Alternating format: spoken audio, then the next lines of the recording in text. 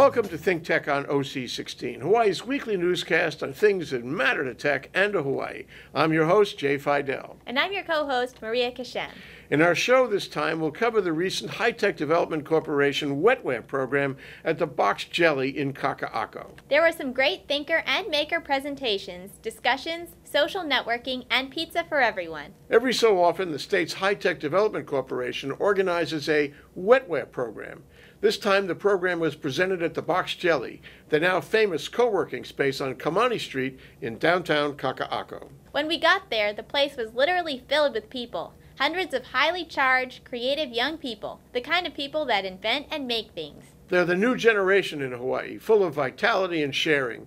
They're friendly and outgoing and have no problem telling you what they're doing and what they want to do. They come to events like Wetware to compare notes on tech and startup ideas, and on their adventures and discoveries. The first thing we saw was a series of inspiring presentations. So we're going to start with some presentations by some of the members. We're going to start with Jason Axelson, who actually did an event for a hackathon for open data. And Jason works at Referentia. I'm Jason Axelson, and I will be talking about a project that I did doing most of the work here at High Capacity for the Hansel area, which is a cool competition that the city and county held last year, building out. So, we all know that Hawaii is a really nice place to live, really beautiful. I really like the beaches and everything. But one of the undeniable facts about living here is that there is a lot of traffic. It's not much you can do about it. So one of the things that we want to do to help people avoid and spend less of their time in traffic is what we call the live traffic sign. So depending on what time you leave and which route that you take, traffic will be very different. So if you left right at this time, whatever, it might be good to take the freeway versus you're taking Nimitz over here.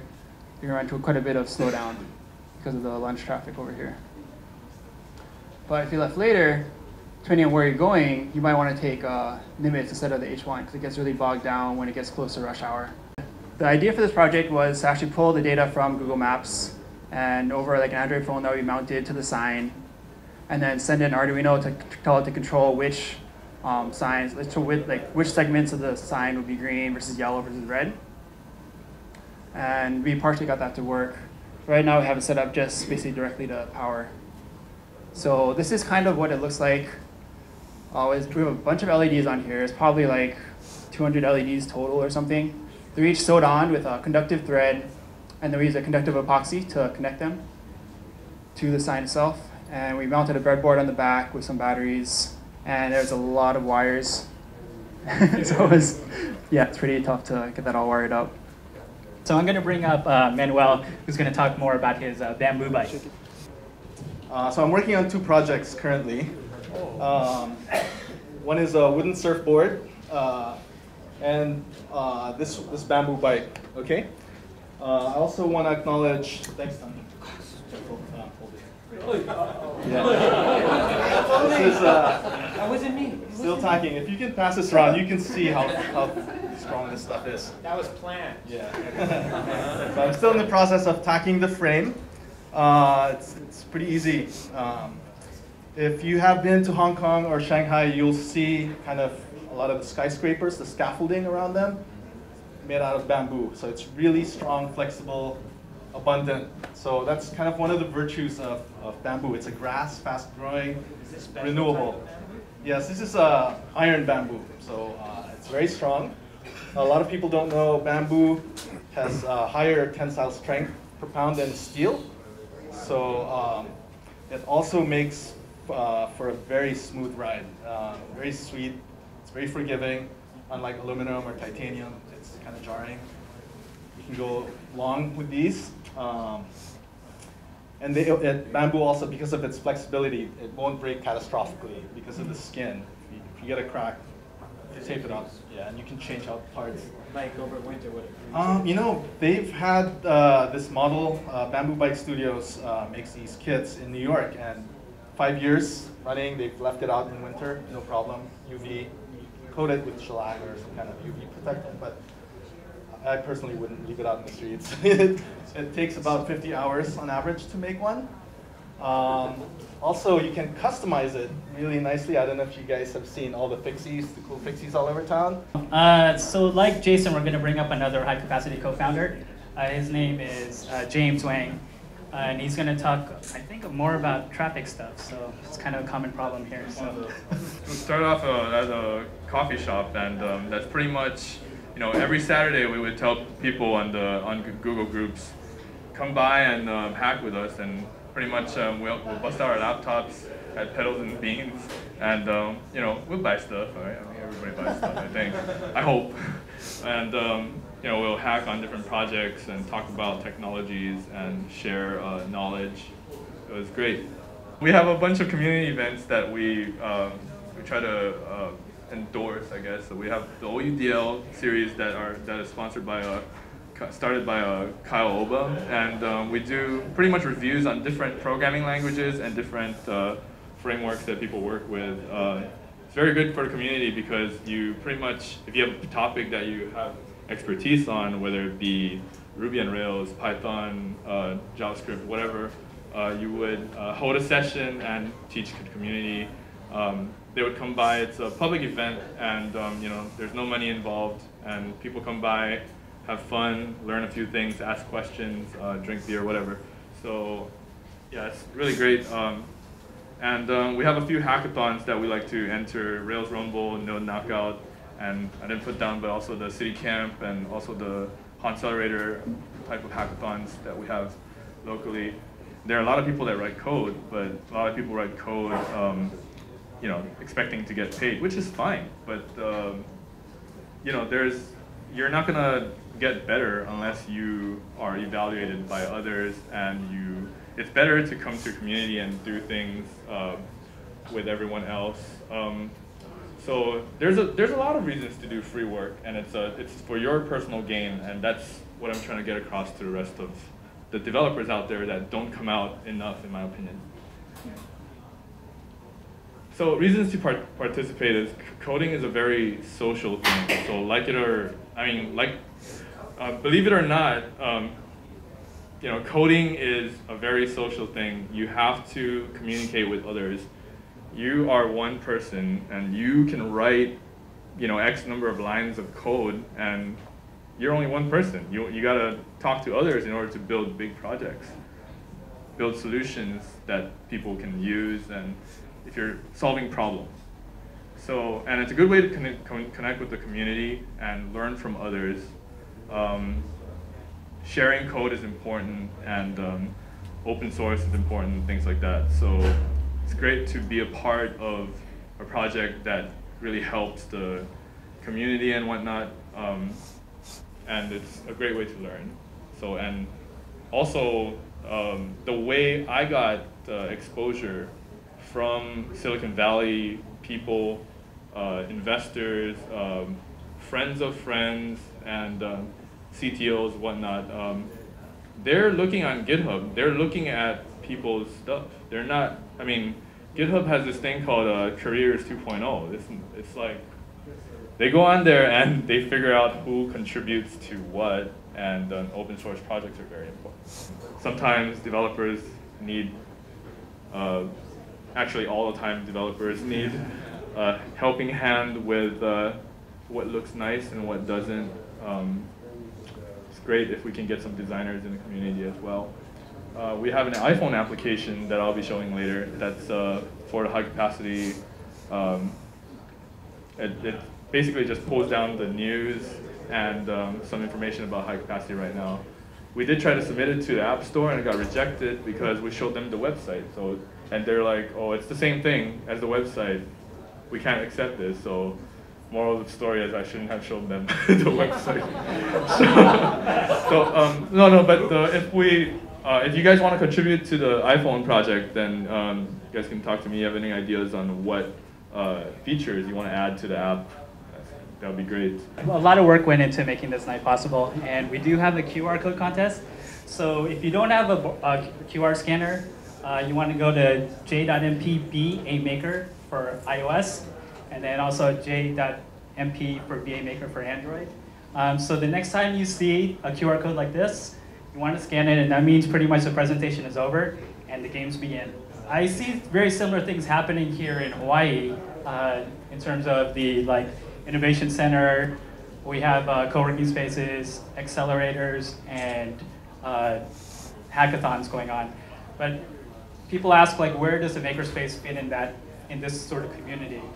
And because I always get the comment that it's kind of like a co-op garage, kind of like a place, like a shared space where people can work. And I'm actually okay with that. I actually really celebrate that. And the reason why is because people working in the garage, I remember a story of 2 guys working in the garage in Silicon Valley. And they made something pretty incredible. Then we walked around to say hi to people and find out who was there and what they were doing. We talked with some very interesting people about their projects and about their collaborations and aspirations going forward. There was no lack of enthusiasm here. What's going on here?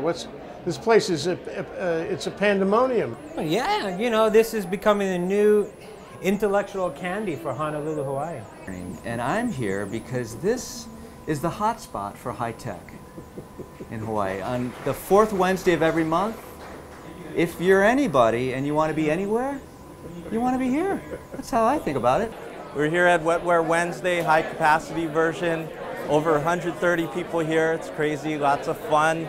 Students, industry folks, academic folks, government folks.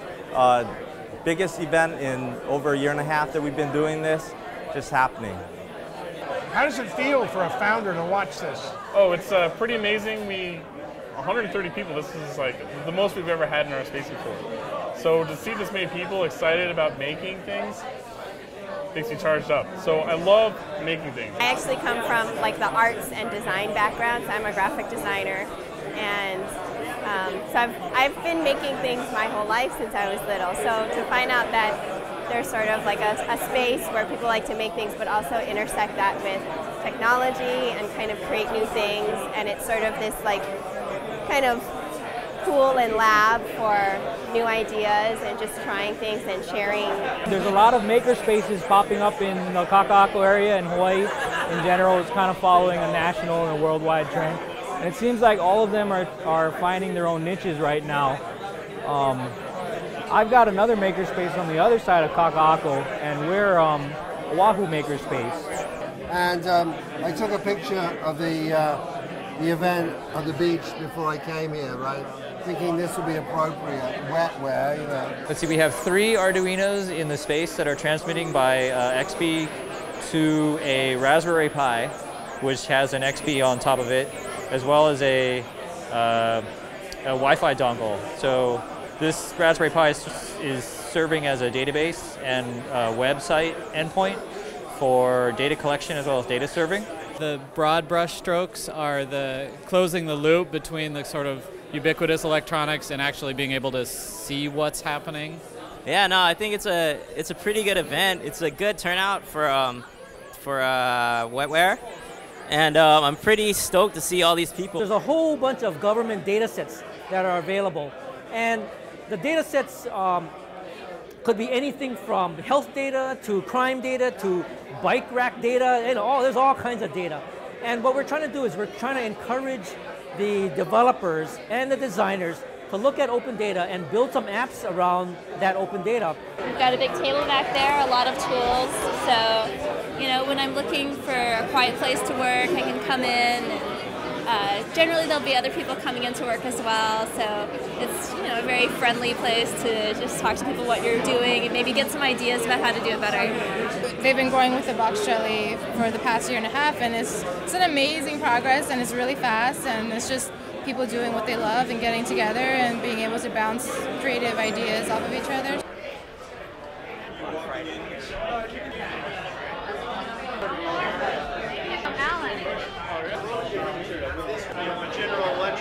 This basically starts out as a granular compound, as opposed to this, which starts out as a solid and is then extruded and then melted to create your product. So it's basically different technologies. General Electric is now using 3D printers actually to print titanium engine parts.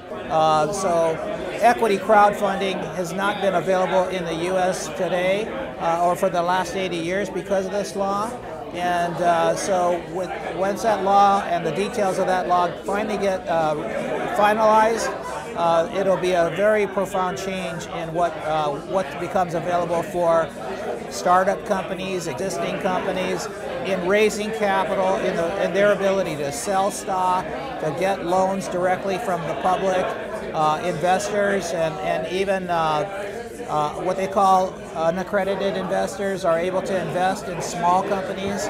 So instead of what you see out there in the marketplace today, which is all these either reward-based programs like Kickstarter or Indiegogo, there's going to be a lot of different portals out there that will be selling the ability to purchase common stock and other types of securities in these various smaller firms. With the advent of technology, you can actually tell your story through a mobile app now. You can actually, and that's what, so people like tell me like, how do you go from like being a conservationist to like going into programming? And I'm like, it's because you're able to tell a story and you're able to get it right in the palm of someone's hand. Of course, me, naive, having no prior experience in programming, I was like, yeah, I can do this. Not easy. No, it took a community like HiCap to make this happen for me.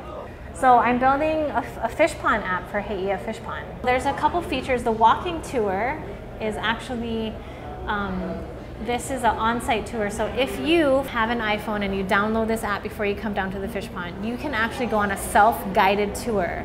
The app will tell you exactly where you are and tell you exactly what's happening at that location. Well, a lot of good ideas, and it starts from just an idea, and then work at it, and you have a business. And so I aspire to become an entrepreneur, and I'm here to learn from other entrepreneurs.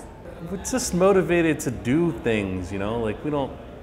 For me personally, I don't want to sit at home and watch TV. You know, a lot of people after work, that's all they do, is sit at home and watch TV. For me, I'd rather come here and hang out with some other like-minded people and work on stuff. And part of that is, you know, doing things for the community.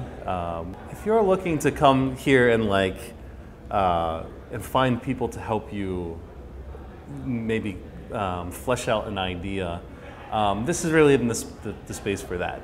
This is more the space for people who want to do things on their own, and they're looking for help to learn those skills that they need. While you're here, you'll make friends, and sometimes you might have a great idea and you'll talk to people about it, you know, because everyone's excited about their ideas here. And someone else might say, oh, that's a really great idea. If you need any help, you let me know. I'm not looking to make any money or anything like that, so I don't think it's going to turn into a career. I think we would like to kind of build a tech industry here, because we think that Hawaii, it's so focused on tourism, but it could be more. You know, all of the talent, they all leave, they go somewhere else because there's no jobs here. So we would like to kind of bring them back and start an industry where people can get jobs and great things can happen on the island. That's what we would like to see. There was more, much more at Wetware, and when we left, the event was still going strong. The networking was intense. It filled the room and had every indication of going on into the night, but regrettably, we had to get back. Suffice to say, we were very impressed with the High-Tech Development Corporation, the Wetware event, and the great venue for it at the Box Jelly. We'll go back the next time they have another Wetware. But even as we left, we thought of all those great, smart, friendly, open, creative young people, and how they are coming into their own as Hawaii's new and promising generation. It was cause for optimism about so many things. Want to know more about Wetware and the High-Tech Development Corporation? Check out htdc.org. Want to know more about the Box Jelly? Check out theboxjelly.com. Yes, this is something we all have to follow.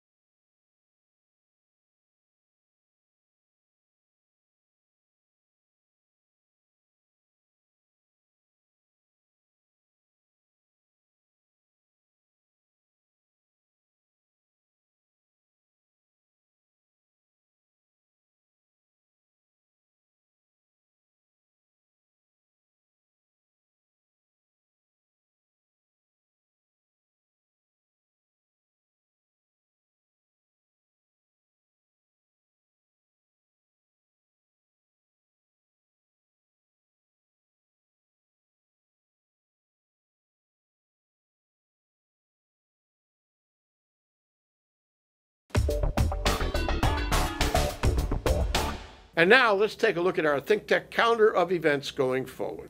ThinkTech's 4 to 5 p.m. Drive Time radio series on KGU 760 AM continues this week. Tune into 760 AM for Energy on Wednesday, Asia in Review on Thursday, and ThinkTech Fridays on Friday. Raise your awareness on ThinkTech Radio. On Thursday, March 28th, the Hawaii Venture Capital Association and ThinkTech will present another lunch and panel program at the Plaza Club entitled Fiscal Policy in the 2013 Legislature. How can we pay for the programs and initiatives we want? Bob Toyofuku of Hawaii Advocates will moderate. Sign up for these programs on hvca.org. And now here's Bill Spencer, president of the Hawaii Venture Capital Association, with this week's Spensation. You called me, Bill, and you told me I should come around to the Capitol building, and last week, and I did. And I was really astounded with the number of people there, who were exhibiting their companies and their projects and designs and what have you. It was so vital. It reminded me of, the days of 10 years ago with that kind of vitality demonstrated in the Capitol. And the legislators, they were captive because their offices were right there. They couldn't escape, so they had to see what was going on. So, and I thought that left a big impression, I think, on the people who were around, either by plan or circumstance. And it also had a very interesting effect on the people who were demonstrating. I mean, were exhibiting their companies, because they could see that there were a lot of people around. They could feel the community of it, and it was healthy, if for no other reason for that. Entrepreneur Day at the Capitol. It was a lot of fun. We had, of course, the Hawaii Venture Capital Association had a booth there with our Entrepreneur of the Year honorees. But there were plenty of entrepreneurs and lots of energy, as you say. I think this whole startup enthusiasm, accelerator initiative, all these things are starting to show some sprouts, if you will. I think hopefully it will sway the legislators to pass the high growth initiative bill, which I hope so. There was something in the paper to suggest that there was resistance on that. And I guess a fiscal question, which we will cover in our program on March 28th, about the problem of aligning and prioritizing all our initiatives in the state in accordance with the money that we have. It's sort of like a sequestration issue. But to me, that is truly important because there's leverage involved. The old story of trying to develop a new industry and keep our kids here. We have the possibility. We are on the cusp. We have all these excited kids. That's right. And if we do the right thing, they'll stay here. They'll create the industry. They'll do what they might have done 10 years ago and didn't. And we'll have a better place over it. If we don't do the right thing, if we reject this $20 million support for their efforts, I think a lot of them will be disappointed. So that bill should pass. That bill should pass. It should. What's the number of it? 858, I think, is a House bill, and I don't remember the Senate version, but the bill did pass through the two key committees, the business committees and the finance committees. They took the number out, so that's often done as a bargaining chip for later. Oh, the $20 million. The $20 million. It's $10 million over 2 years. That's right. But really, it's peanuts when you compare it to the state budget in general, and it has such a symbolic effect on so many people. It would be really foolish to not pass it. Yeah, I agree. But I think the good thing about Entrepreneur Day is it demonstrates that there's a there. We have a lot going on, and this is, certainly not all of the entrepreneurs in our city, but it was a good sampling. And it was a very good idea to put this on. Saw, of course, the governor there, the lieutenant governor, a handful of legislators making the rounds. But surely they would have been impressed. I was impressed. I know you were. I was. I couldn't even get through the crowd. I was trying to carry my camera around, and I couldn't navigate it through the crowd. That's how crowded it was. So speaking of that, you're going to have your footage on OC16 next week. Yes, the footage I took, at the Entrepreneur Day at the Capitol will be on one week from now. And we'll see who I met, and we'll see what they had to say, from legislators to businessmen to startup people. It was an interesting assortment of people, but all excited. I am so glad we're working on this stuff, Bill. Me too. Thank you. All right. Thank you. And here's a new feature we're creating on ThinkTech, our weekly traffic report. We'll be right back to wrap up this week's edition of ThinkTech. But first, we want to thank our underwriters. Hawaiian Electric Company and its affiliates MECO on Maui and Helco on the Big Island are deeply committed to the communities they serve. Galen Ho is a senior executive of BAE Systems, a global defense, security, and aerospace company, and CEO of CBI Polymers, a tech company in Hawaii. The High Tech Development Corporation, the state's leading technology agency attached to the Department of Business, Economic Development, and Tourism. Castle and Cook Hawaii, with a time-honored legacy that spans more than 160 years and revolves around its mission of investing in Hawaii, creating communities, and providing for the needs of our state. Hawaii Gas, formerly the Gas Company, a proponent of the Liquefied Natural Gas Initiative, helping Hawaii achieve its transition to clean energy and a better energy future. Okay, Maria, that wraps up this week's edition of ThinkTech. Remember, you can watch ThinkTech on OC16 several times every week. Can't get enough of it, just like Maria does. For additional times, check out OC16.tv. Totally, Jay. For lots more ThinkTech videos and for underwriting and sponsorship opportunities on ThinkTech on OC16, visit thinktechhawaii.com. Be a sponsor or a volunteer and help us reach Hawaii. I'm Jay Fidel. Thanks so much for joining us on ThinkTech. You can watch this show throughout the week and tune in next Sunday evening for our next important weekly episode. Aloha, everyone. I'm Maria Kashem. See you next time. My name is DJ. ThinkTech raises public awareness.